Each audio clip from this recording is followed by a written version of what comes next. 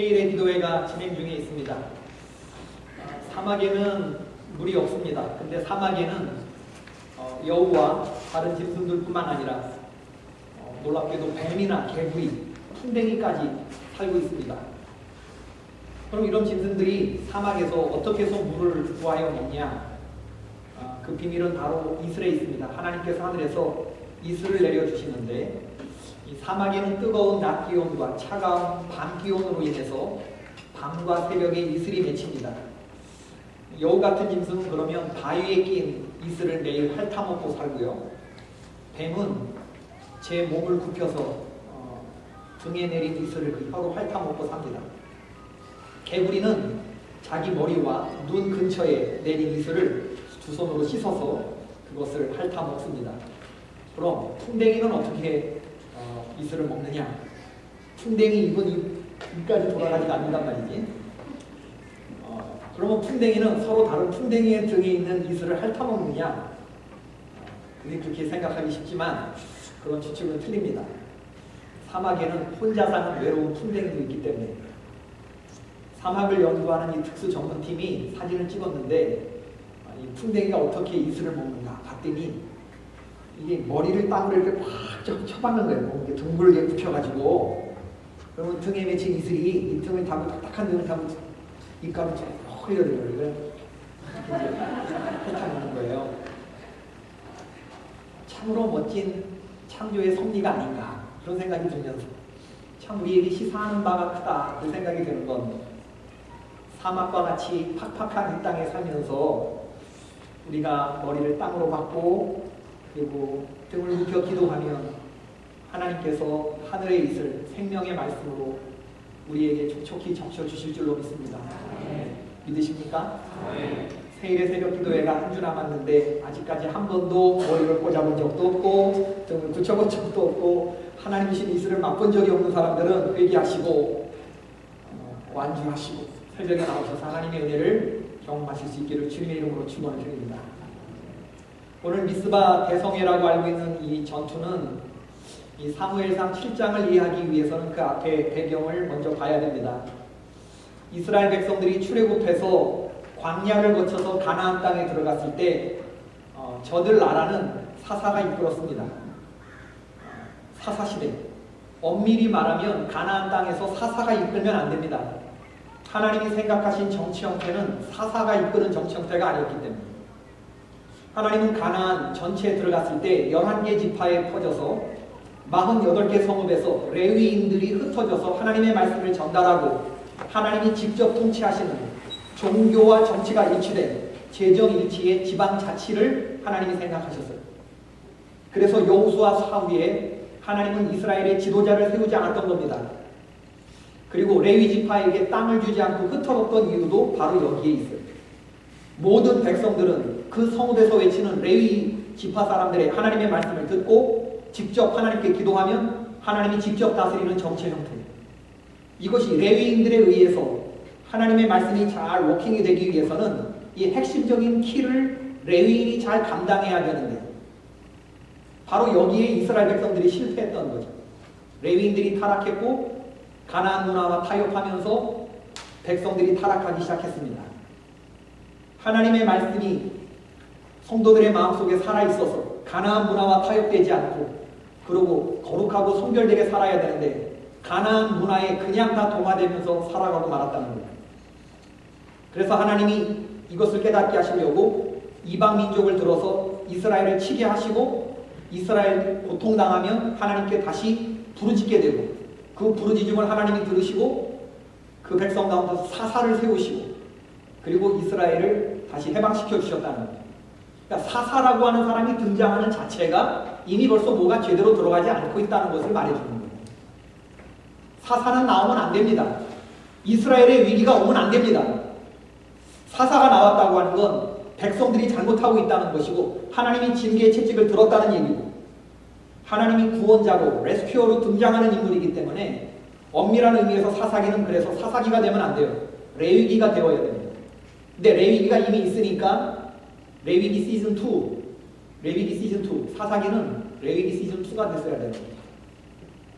사무엘상은 바로 사사시대 말의 혼탁한 모습을 보여줍니다.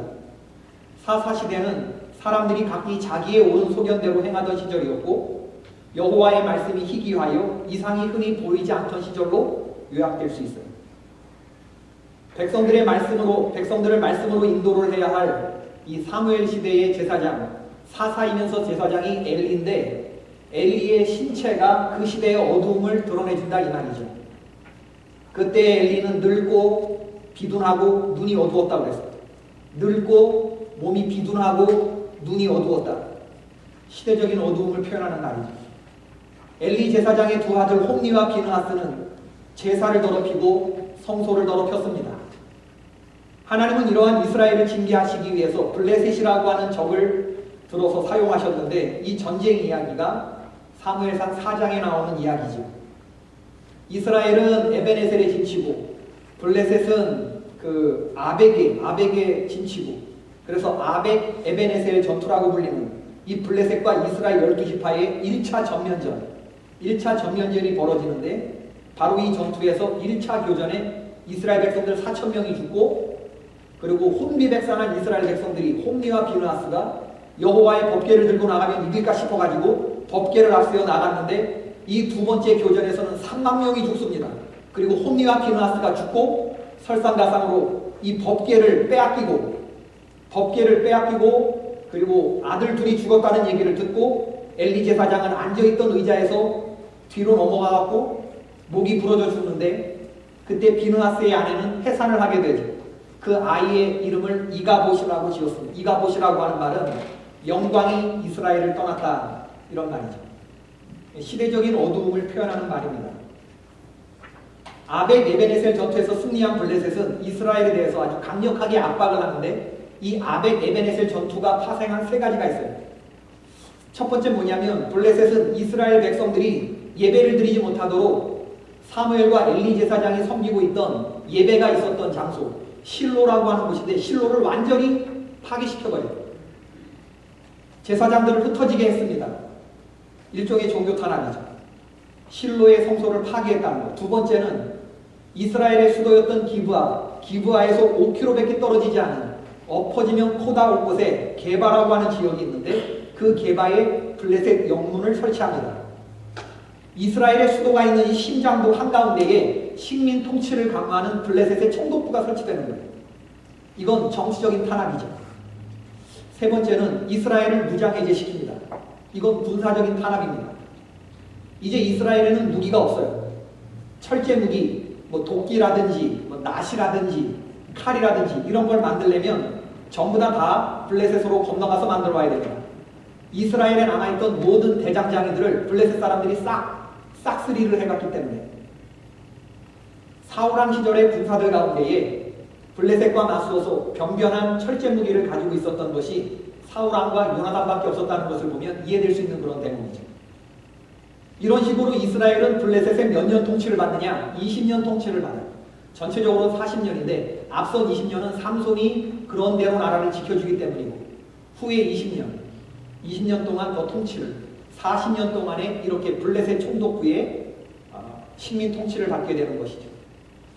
이스라엘 백성들은 완전히 이상권으로 절망합니다. 정치적으로 억압당할 뿐만 아니라 종교적으로도 예배를 드릴 수 없게 되었으니 육신도 곤고하고 영혼도 곤고한 형편이 되었죠. 사무엘상 7장 2절과 3절 사이에 시간이 20년 흐르고 있다는 것을 우리들이 볼 필요가 있어요. 20년.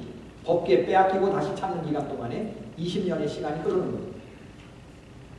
이러한 때에 시리에 빠진 이스라엘을 다시 나서서 구원하고자 일어선 사람이 누구냐 하면 그게 사무엘입니다. 아벡 에벤에셀 전투 이후에 완전히 시리에 빠진 이스라엘을 구원하기 위해서 백성들을 전부 다 미스바로 소집하는 거죠. 미스바로 모이라. 우리가 미스바 대성회로 알고 있는 이 집회를 이제 사무엘 선지자가 엘리 제사장의 뒤를 이어서 이제 성숙한 사무엘이 전면에 나서는 그런 대목인데 이 미스바라고 하는 곳은 아까도 얘기했지만 블레셋 총독부, 성경의 영문으로 나오는데 이 블레셋 영문이 설치된 게바라고 하는 곳에서 5km밖에 떨어지지 않은 그야말로 엎어지면 포닥할 때 있다는 거죠. 여러분 한번 생각해 봅시다. 우리나라가 일제 치하에 30년 통치를 받는데 한국의 서울의 조선 총독부 일본이 식민 통치를 강화하기 위한 목적으로 세워진 총독부가 남산 외관에 있었고 경복궁 앞에 있었거든요. 근데 경복궁 앞에 있는 조선 총독부 앞에서 얼마 떨어지지 않은 여의도 광장에 한국 사람들이 100만 명 정도가 모여서 대한독립 만세를 외쳤다고 생각해 봅시다. 그러면 일본 사람들이 가만히 있겠습니까? 아니면 군사를 동원하겠습니까? 당연히 군사를 동원하는 거예요. 아니, 독립 만세를 외치고 지금 해보자고 하는 건데 블레셋이 가만히 두고 볼 이유가 없는 거예요. 그래서 쳐들어온 거예요. 이게 오늘 본문 7절의 배경입니다. 이스라엘 자손이 미스바에 모였다 함을 듣고 블레셋 사람들이 방백들을 이스라엘을 치러 올라온지라 이스라엘 자손들이 듣고 블레셋 사람들을 두려워했다. 여러분, 블레셋은 철병기로 무장한 이 철기 시대의 최정예 부대입니다. 이스라엘은 이미 졌기 때문에 변변한 무기가 없는 그런 형편이에요. 그리고 미스바에 모인 건 블레셋하고 해보자고 모인 게 아닙니다. 집회하려고 모인 거예요. 전투가 벌어진다면 모두가 다 포로로 잡혀가거나 아니면 전부 몰살당할 그럴 위기죠. 백성들이 두려워한 건 당연했습니다. 미스바 전투는 미스바 성회가 자초한 위기였습니다. 엄밀히 말하면 사무엘이 초래한 위기였고 미스바 성회가 없었으면 미스바 전투도 없었다는 얘기가 되는 겁니다. 바로 이런 상황에서 사무엘이 어떠한 행동을 했느냐? 사무엘은 블레셋 백성들이 쳐들어왔을 때 눈 하나 깜짝하지 않아요. 이런 두려운 상황에서 하나님께 온전한 예배를 드립니다. 9절인데 사무엘이 젖먹는 어린 양 하나를 가져다가 온전한 번제를 여호와께 드리고 이스라엘을 위하여 여호와께 부르짖으매 여호와께서 응답하셨더라. 사무엘이 온전한 번제를 드렸다는 것은 예배를 해치우듯이 하지 않았다는 거예요. 여러분, 우리는 상황이 다급해지면, 마음이 놀라고 다급해지면 예배를 해치우듯이 드리게 됩니다. 누가 이런 모습을 보였냐면 아말렉이 쳐들어왔을 때 누가 이런 해치우듯이 예배를 드렸죠? 사울왕. 예. 사울왕이 해치우듯이 예배를 드렸죠. 선지자가 기다리라고 했는데 기다리지 못하고 예배를 해치우듯이 드렸어요. 사무엘이 하나님 앞에 제물로 드린 건 솔로몬이 준비한 1,000마리의 번제물이 아니었습니다. 젖먹는 어린 양 새끼 한 마리를 가지고 사무엘이 그것을 온전한 번제로 그 두려움 앞에서 예배를 드렸을 때에 하나님께서 그 기도를 들으셨다 했습니다. 모든 사람이 두려워 떨 때 하나님 앞에서 젖먹는 어린 양 그 새끼를 잡아 온전히 하나님 앞에 예배했을 때 바로 이 모습은 사사시대의 하나님의 백성이라면 이렇게 위기에 대처했어야 했다라고 하는 사실을 보여주시는 하나님의 숙달된 조교를 통한 이게 시범이었다는 거죠. 이렇게 살았어야 했다는 거예요. 하나님의 백성은. 사무엘은 이스라엘 백성들에게 말합니다. 너희가 전심으로 여호와께 돌아오려거든 이방신들과 아스다롯을 너희 중에서 제거하고 너희 마음을 여호와께로 향하여 그만을 섬기라. 그리하면 너희를 블레셋 사람의 손에서 건져내시리라. 3절에 있는 말씀이죠. 하나님께 전심으로 돌아오려면 두 가지를 해야 되는데 하나는 우상을 제거하는 것이고 또 하나는 오직 하나님만을 섬기기로 전심의 결심을 해야 된다는 거예요. 근데 문제는 우리가 그렇게 하지 못한다는 데 있어요. 우상을 제거하고 하나님만 그만을 섬겨라 해야 되는데 우리는 이걸 못해서 하나님을 그만 섬기게 되는 거죠. 안 웃기죠? 사람들이 가장 좋아하는 우상이 뭐냐면요, 이게 바알과 아스타롯이에요. 사무엘은 콕 찍어서 이 두 가지를 제어해요. 바알과 아스타롯. 우리가 너무 좋아하는, 좋아해도 너무 좋아하는 것 두 가지를 완전히 제거하는 거죠. 좋은 말로 말하면 이 바알과 아스타롯은 뭐냐면 풍요와 다산, 조금 나쁘게 표현하면 이거 돈, 그리고 성적 쾌락. 사람들이 제일 내려놓기 어려워하는 거예요. 바알과 아스타롯을 제거하고. 그럼 남은 인생은 뭘로 사나? 세상 재미는 뭘로 느끼고 사나? 우리가 그렇게 생각하는 거죠. 우리의 문제는 뭐냐면 바알과 아스타롯을 제거하고 전심으로 하나님께 나가야 되는데 우리는 바알도 모시고 아스타롯도 모시고 하나님도 모시고 우리의 진심을 여기저기 여기 걸쳐놓고 그리고 하나님께 나아간다는 데 우리의 문제가 있습니다. 여러분, 모든 여인들을 다 사랑한다고 말하는 사람은 어느 여인도 사랑하지 않는 사람이죠.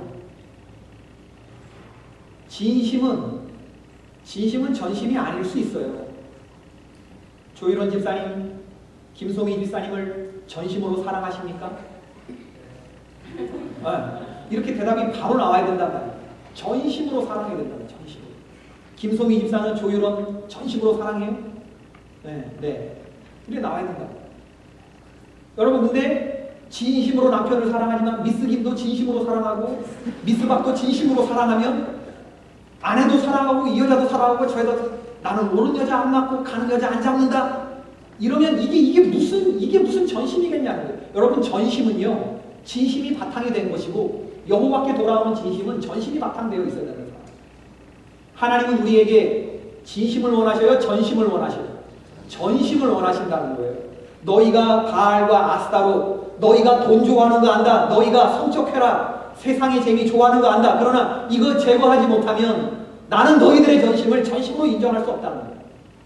내가 너희들을 위해서 싸워줄 수가 없다는 것이죠. 저는 우리 선한샘의 성도들이 이 사무엘 선지자의 말씀이 우리 가운데서 순종함으로 지켜질 수 있기를 주님의 이름으로 축원합니다. 하나님의 도움을 받기 위해서는 여러분 마음속에 바알과 아스타로, 여러분 세상이 주는 이 돈과 성적인 쾌락, 이거 다 제거해 버리셔야 돼요. 그리고 전심으로 하나님께 나와야 됩니다. 우리 삶의 문제가 어그러지고 꼬여지는 건 바로 여기서부터 출발해요. 우리가 돈을 사랑하고 세상 쾌락을 너무나 사랑하기 때문에.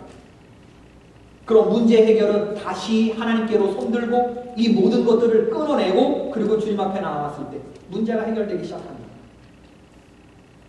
사무엘이 눈 하나 깜짝하지 않고 대적이 몰려오지만 하나님 앞에서 젖 먹는 어린 양을 잡아바치고 절대 서둘지 않고 당황하지 않고 그리고 하나님 앞에 예배할 때 하나님께서 하늘에서 큰 우레를 발하여 주셔서 블레셋 군사들의 자중질환의 영을 보내주시고 이스라엘 앞에서 그들이 대패하게 하셨다고 했어요. 이 전투에서 이스라엘은 큰 승리를 거두죠.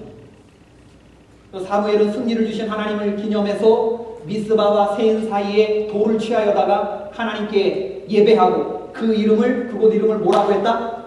에벤 에셀이라 했다. 에벤 에셀이라 했다.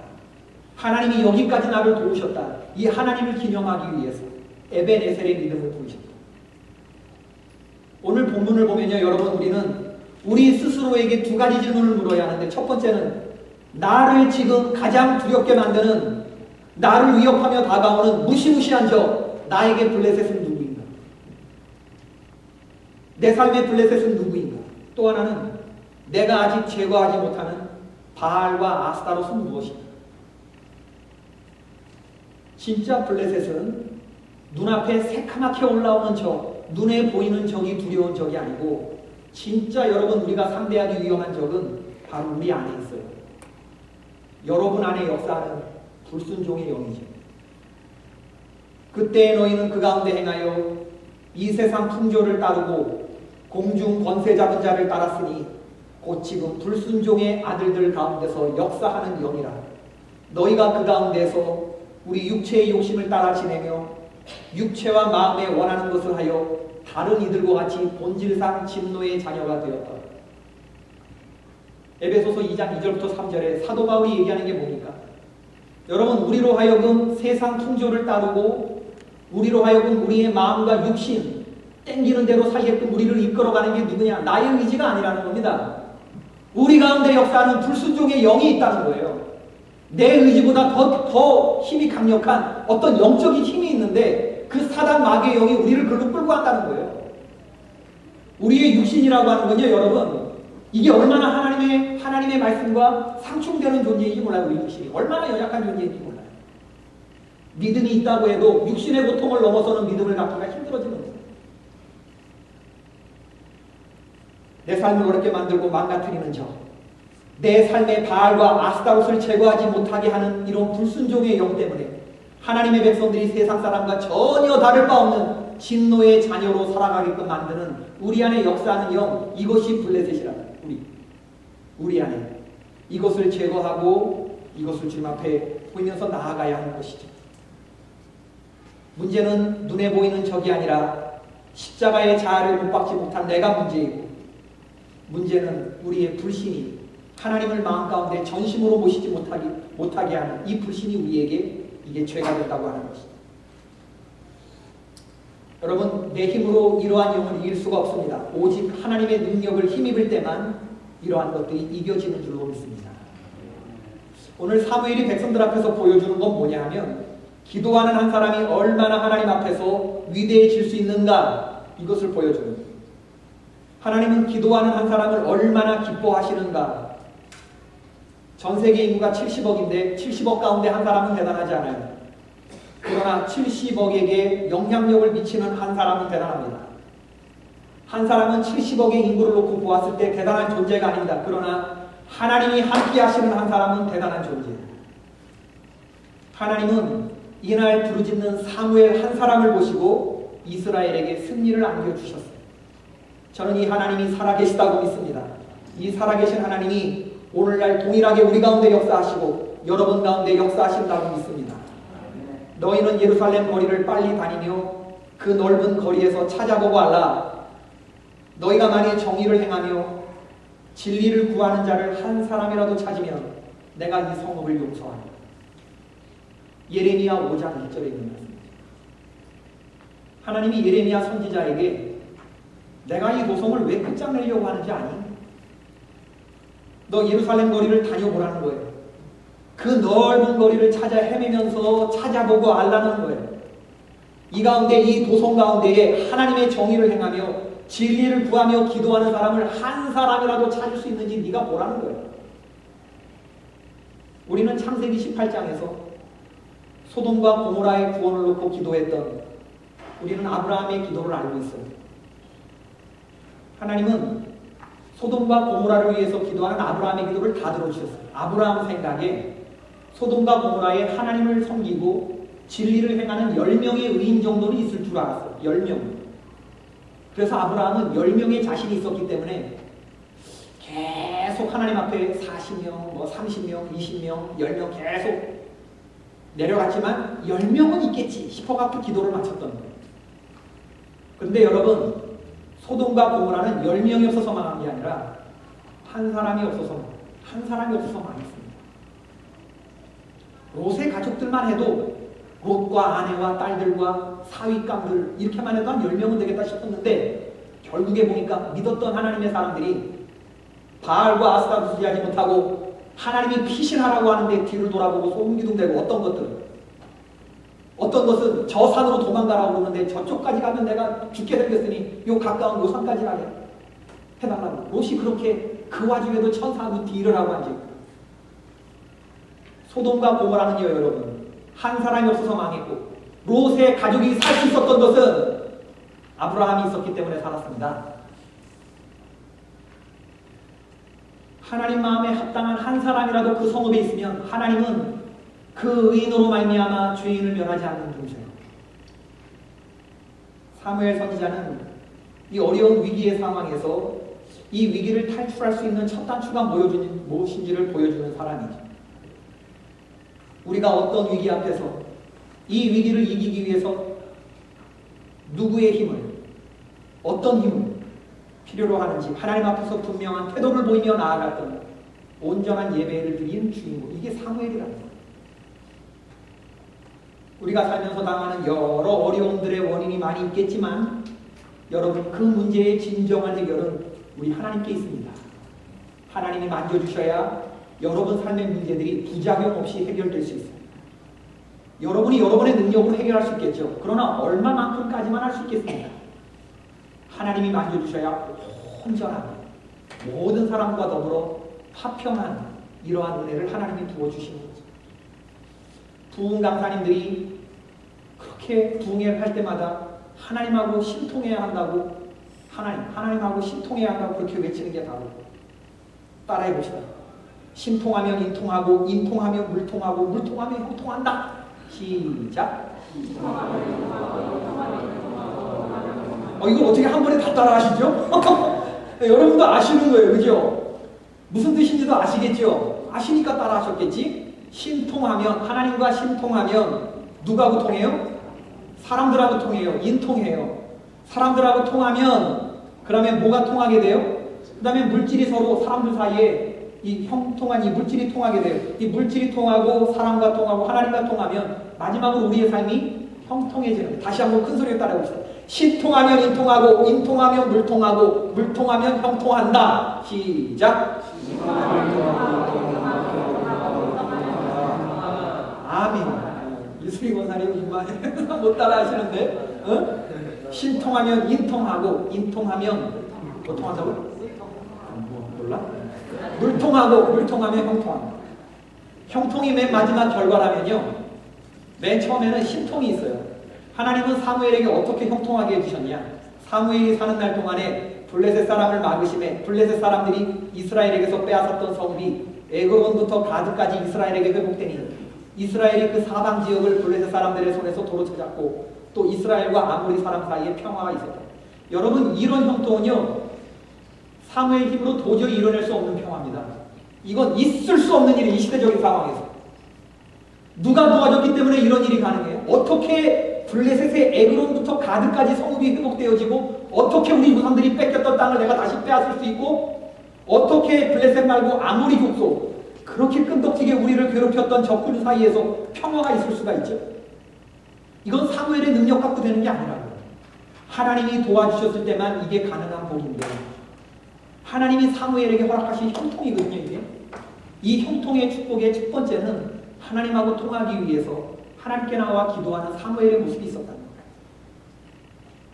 저는 여러분 가정의 사무엘, 그리고 우리들 교회의 사무엘, 여러분이 섬기시는 직장에서의 사무엘, 그리고 이 나라와 이 민족을 위해서 기도할 사무엘, 그런 하나님의 이 신실한 사무엘들이 이 이가봇의 시대에 하나님의 영광이 떠난 시대에 산옷의 성읍을 뒤집고 봐도 인자와 진리를 행하며 정의를 행하고 하나님께 부르짖는 그 한 사람의 의인이 없는 이 시대에 저는 저와 여러분들이 바로 그런 기도의 종들이 될 수 있기를 주님의 이름으로 축원을 드립니다.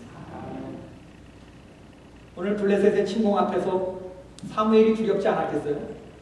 사무엘도 두려웠을 거예요. 그런데 사무엘에게는 그 두려움이 없어서 온전한 번제를 드린 게 아니라 블레셋보다 더 두려운 분이 있었던 거예요.